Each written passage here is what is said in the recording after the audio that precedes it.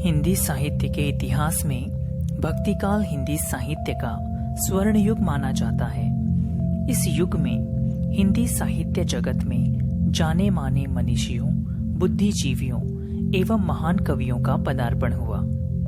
निर्गुण भक्ति यानी ज्ञानाश्रयी शाखा के महान विचारक, दार्शनिक, सच्चे पथ प्रदर्शक, समाज सुधारक एवं हिंदी साहित्य के महान कवि कबीरदास जी का जन्म 1398 ईस्वी में हुआ।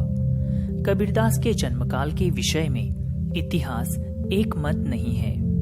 नाबादास रचित भक्तमाल पुस्तक के अनुसार इनका जन्म काल 1585 ईस्वी है। नील के मतानुसार कबीर का जन्म समय 1490 ईस्वी है।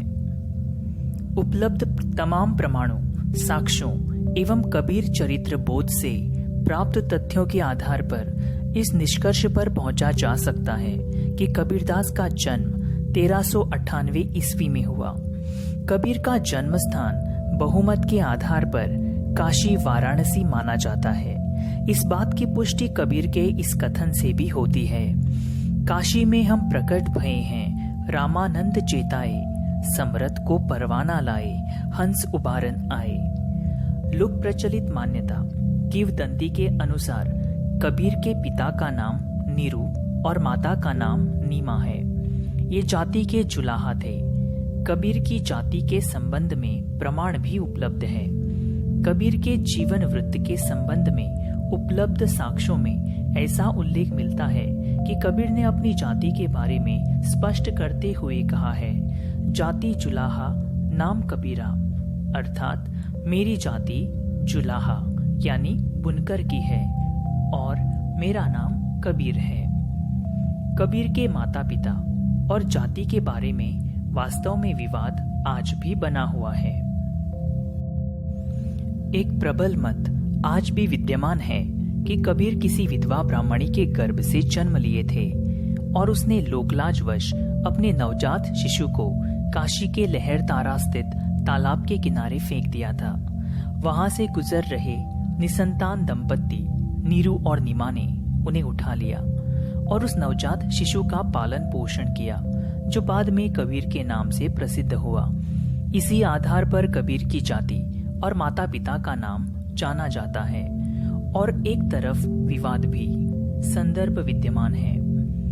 कबीर जन्म से ही उपेक्षित होने के कारण उन्हें कोई योग्य गुरु शिष्य रूप में स्वीकार करने के लिए तैयार नहीं थे।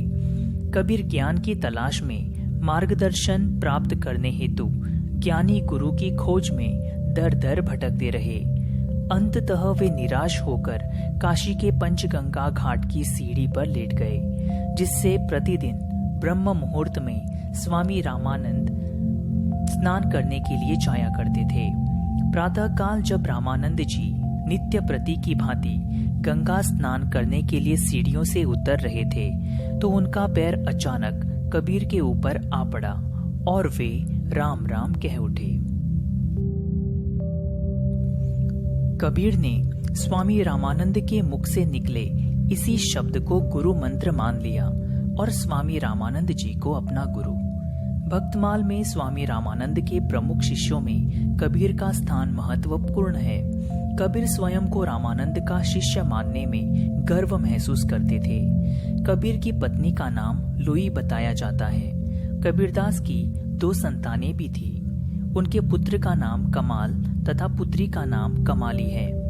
ऐसा कहा जाता है कि इनकी संतान भी कबीरदास की तरह सांसारिकता से विमुख हो ज्ञान की खोज में भटकते रहे।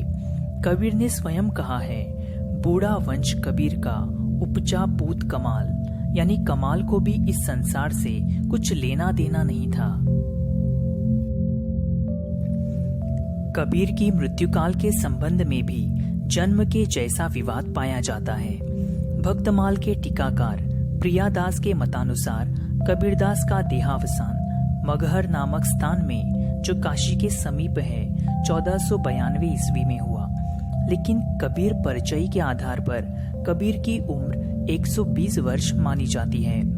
तदनुसार उनका निधन 1518 ईस्वी में हुआ, अर्थात वे 1398 ईस्वी में से लेकर 1518 ईस्वी तक विद्यमान थे। एक प्रचलित जनश्रुति के अनुसार ऐसा भी कहा जाता है कि संवत 1575 कियो मगहर को गौन, माघ सुदी एकादशी रलो पौन में पौन। कबीर की मृत्यु के बाद उनका अंतिम संस्कार करने के लिए हिंदू और मुसलमान दोनों में लड़ाई होने लगी। अंततः यह निर्णय लिया गया कि उनके शरीर के 2 भाग किए जाए और उसे हिंदू और मुसलमानों में बराबर बांट दिया जाए। लेकिन जब शरीर के ऊपर से कफन हटाया गया तो वहां केवल फूल थे, जिसे दोनों धर्मों के अनुयायियों ने आधा आधा बांट लिया और उसे लेकर अपने अपने धार्मिक प्रथा के अनुसार अंतिम संस्कार पूरा किए।